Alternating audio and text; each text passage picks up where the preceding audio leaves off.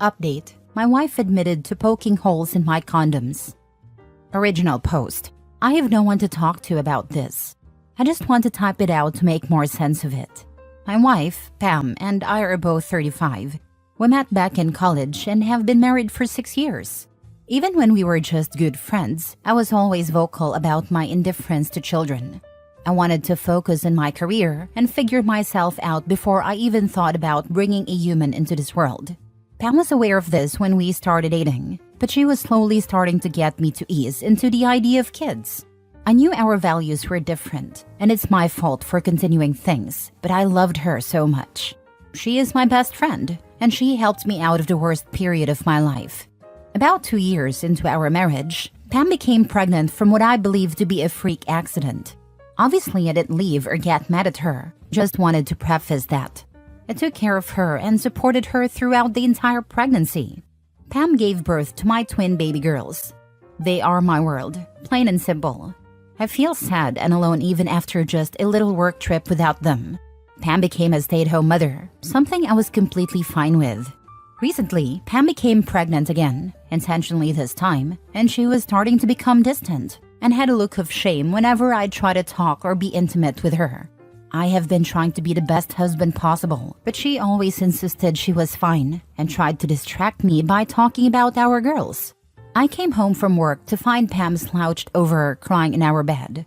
Our daughters were spending the night with my sister, so we were alone. When I came over to comfort her, she started sobbing about how sorry she was. After I consoled her enough to speak, she explained that she had poked holes in my condoms when we had sex when she first got pregnant with our baby girls. She didn't try to justify herself, just went on about how she was a piece of trash and it deserved me, the girls or the baby. She was practically hyperventilating. I consoled her for the sake of the baby, but I was, and still am, angry. I've been sleeping in a guest room.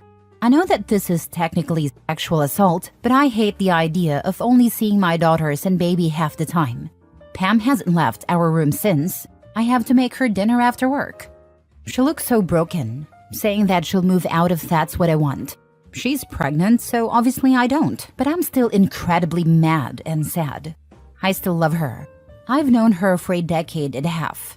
She's been nothing but loving and supportive, and until now, very transparent with me. I just wanted to type this out to make sure my feelings, which I know are justified, are truly justified. My little girls have been the only reason I'm not breaking down and sobbing. I know I'm weak for thinking about forgetting about this.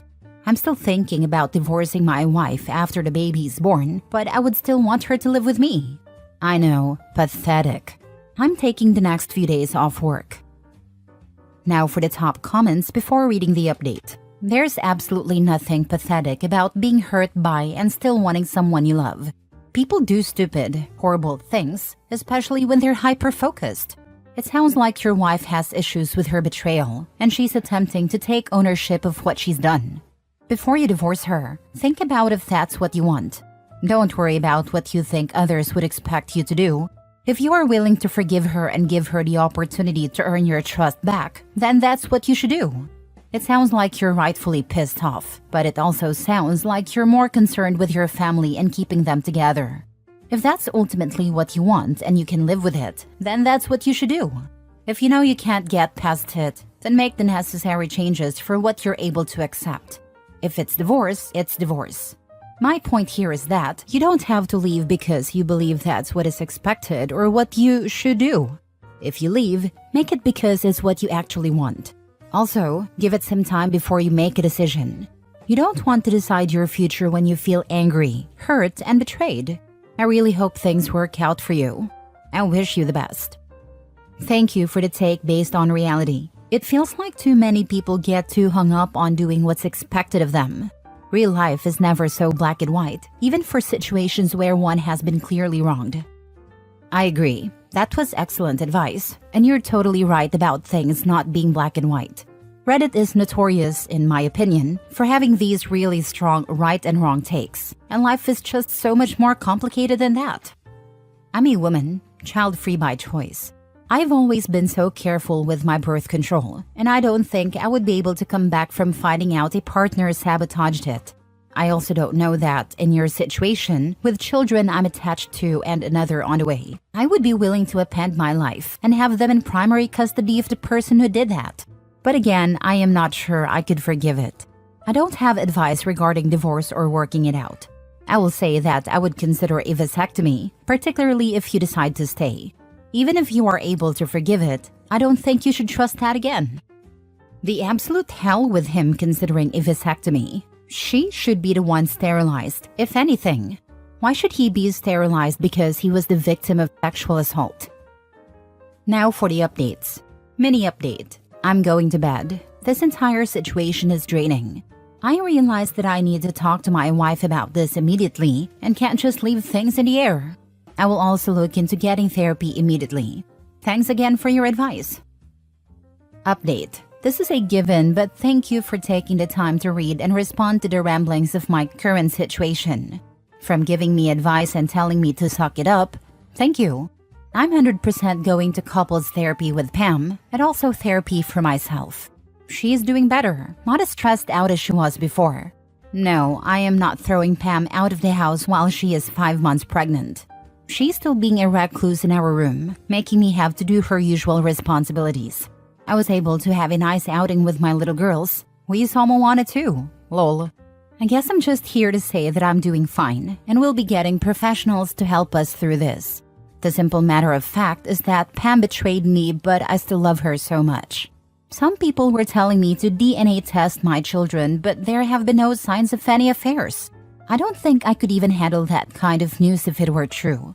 Even if we do end up getting divorced, I will never tell our family about what Pam did. She's still the mother of my children, and I don't want my family to think less of her. The same goes for my daughters. I don't want them to think they are the product of something like that, and I especially don't want them to think that I resent them. That's all, I guess. You're being an extremely generous person in this situation. I'm glad you and Pam are doing the work with therapy and trying to bridge this situation. Personally, the fact that your wife is still being a recluse and having you take care of everything at home really grinds my gears. She was the one who wronged you, and somehow she is the one acting like the victim and withdrawing from everything?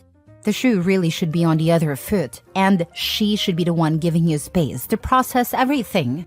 I do think that you need to allow yourself to feel the emotions you want to feel. You seem to be doing the guy thing of being very outwardly focused on making sure your girls are taken care of, that the household is continuing to run, and solving problems that come up. I'm concerned you're focusing on everyone else so you don't have to deal with your own emotions, and eventually, you'll hit a boiling point. One small thing Pam does or doesn't do will set you off, and you'll explode on her. Then suddenly, you're the angry man yelling at your wife, and you're the bad guy. Don't put yourself in that position. I agree with all of this. OP, you have to ask, why did she tell you when she did? Why has she closed herself off to you? There are more details to uncover here, so please be prepared for it as best you can. OP, I am a mother to 3, and while I would never do what your wife did, there is also no way in hell I would shut my husband out and force him to do all my jobs as a stay-at-home mom on top of his actual job while I throw myself a pity party for wronging him. I'm imagining her guilt has made her depressed. Not that it makes any of what she did better, but it would explain why she's acting that way now. The way I see it, it's perfectly normal for her to feel bad about it, but I don't like her locking herself in her room and playing the victim. She stays there crying and moping around while you, who were lied to, have to get on with it all. If your wife feels so guilty, she should do something about it. I find it terrible that she plays the victim role. You were hurt by her actions, but you are the one who comforts her. That is wrong. You say couples therapy and that you're going to therapy, but you don't say whether your wife is seeing a therapist. That's an essential part of this. It would be wrong of me to try to say what's going on in her head, but it seems apparent that there's something wrong. The root cause of her desperate action may not have anything to do with you. For example, if a person were afraid of losing their partner, they might do something to try to keep them. But having a fear so big that it could motivate her to do something so life-changing, it seems there's a serious problem there, whether depression or some other issue. You need to start exploring this before she has the baby in order to prepare. Depression is seldom cured by childbirth. Next story. My 38 male wife, 35 female, lost a lot of weight to gain the attention of her work crush. How do I move forward? After we had our kids, my wife gained a lot of weight, about 80 pounds. Honestly, I was fine with it. I thought she was still hot, and my desire for intimacy never waned. For a while, she was fine with her weight too. Fast forward 5 years and all of a sudden, my wife gets really into fitness and nutrition. She buys a Peloton, goes on a strict diet, and loses all the weight, and then some. She looks like she did when I met her in her early 20s. She looks great, but like I said, I thought she looked great heavy too. Then one day last week, she comes home from work and I can tell something is really bothering her. I ask what's wrong, but she's evasive and distant. This lasts a few days before she finally breaks. She tells me that the reason she was so determined to lose weight was that she wanted attention from a guy at work she has a crush on. She said that all the women have a crush on this guy, and she just wanted his attention. Well, apparently she got too much of it on the day she came home so upset. He had apparently been flirting with my wife for a few weeks, and that day he asked her if she wanted to have dinner with him after work at a restaurant that just so happens to be in a hotel. He heavily implied that they could get a room afterward or even skip the restaurant and just get room service. She tells me that up to this point, it was all just fantasy in her head, but now it was real, and she snapped out of it. She realized that she'd gone way too far. She declined his invitation, of course, and felt she needed to confess what she'd done to me. I was crushed and still am. First, I'm actually upset she told me. I know this is some form of cheating, but I didn't suspect anything. She could have just kept this to herself and not passed her burden on to me. So the thought comes to my mind that maybe she wants me to dump her so she can be with this guy, and that's why she is telling me. So I ask her that and she breaks down crying. That's not what she wants. She says she loves me and just wanted to be honest with me and apologize. Nothing physical happened, I'm pretty sure of it. I can track her phone and also have a pretty free access to it. She never hides it, leaves it everywhere, and that phone never leaves work. I suppose she could be cheating on her lunch break and leave the phone, but I just don't think she'd leave the phone and not be available for the kids. So I don't think I want a divorce. I love her, and we have kids. But it's just eating at me that she did all the work she did to be attractive for another man. I don't know where to go or even what to ask of her. I just need some advice. You need couples counseling ASAP. Without that, a clear path forward will be tough to find unless something else happens. No, this is over. She has been emotionally cheating for months and was very close to taking it further. This would not be some overnight journey. She has been actively going after the guy's attention and flirting with him for months now. A bit of attention or harmless flirting this is not. This is well beyond that. And the flirting got heavy enough that the guy proposed a hotel hookup with a married woman. Unless she was hiding that she was married from him, which only makes this even worse. This is well beyond getting any couples counseling. He needs to simply get out. There is absolutely no excuse or valid reason for going after another man or woman actively for months at a time and flirting to beat the competition at work. Not to mention, the husband has been nothing but supportive.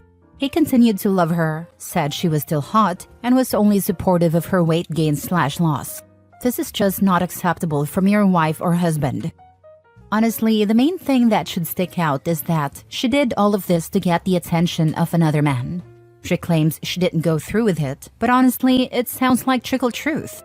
Personally, I don't think I could be with someone who committed so heavily for what I imagine must have been an extended period of time to lose 80 pounds for another man, when the man she had loved her no matter her weight. Think about it. All that time she was focusing on her health, she was really focusing on getting another guy. Don't matter if she went through with it or not. I'm waiting for the update of, turns out my wife actually did go up to his hotel room, and it's only when they moved from foreplay to sex did she realize how wrong it all was. She definitely needs therapy individually to explore what caused that behavior, then couples counseling to work on being a better couple together. If you can't move on after that, at least you tried. Last story. My parents named me after a fantasy TV show character, and it's deeply affected my life. I was born just after the first season of the show. They decided to name me after one of the main characters, but it's not her actual name. Instead, it's her title. It's pretty dumb. I've been bullied and made fun of because of it in school. You can probably guess what it is. It's from a dark fantasy TV show with lots of swords and a big throne. When I was growing up, I liked the name because of how unique it is. I remember a teacher asking me if I was telling the truth when I told her my name when I was about 6-ish. I didn't really understand stuff like that back then. I'm considering getting my name changed, but it feels a little wrong to do so. I do feel like it is my own name and my parents did name me that. Because of my name, I got into horses and horseback riding. Emulation, I suppose. I am who I am because of it, but the bullying recently is getting to me. Lots of riding jokes. I don't hate my parents or anything, but I did feel angry at them today over it. Now for the comments. Wow, the Khaleesi's are old enough to post on Reddit? Boy, am I old. Recently saw Moana 2, and when the credits started rolling, one of the child voice actors' name is Khaleesi. Oof, my friend named her kid Daenerys before the end of the show. She's probably in middle school by now. I dislike my name too. It's unisex, so very often people who haven't met me assume I'm the opposite gender. My name is more often used as a nickname, so people assume I have a real name other than that. I can't complain to my parents because they said it was a name my late uncle who died when I was 2 suggested. It came from a Beatles song. Many years ago, after the mini-series Roots was shown, there was a couple in my town who named their son Kunta Kinte. Years later, in the personal section of the paper, I saw a public notice that said Kunta Kinte wanted to change his given name to John. I hope his parents didn't do a reverse Roots and whip him for insisting his name is John and not Kunta Kinte. Would have been pretty fun if it changed it to Toby though. This post should be pinned in every baby name sub. Yeah, I feel like some parents don't get the idea of just how impactful a name actually is. It's the child who will actually be called that.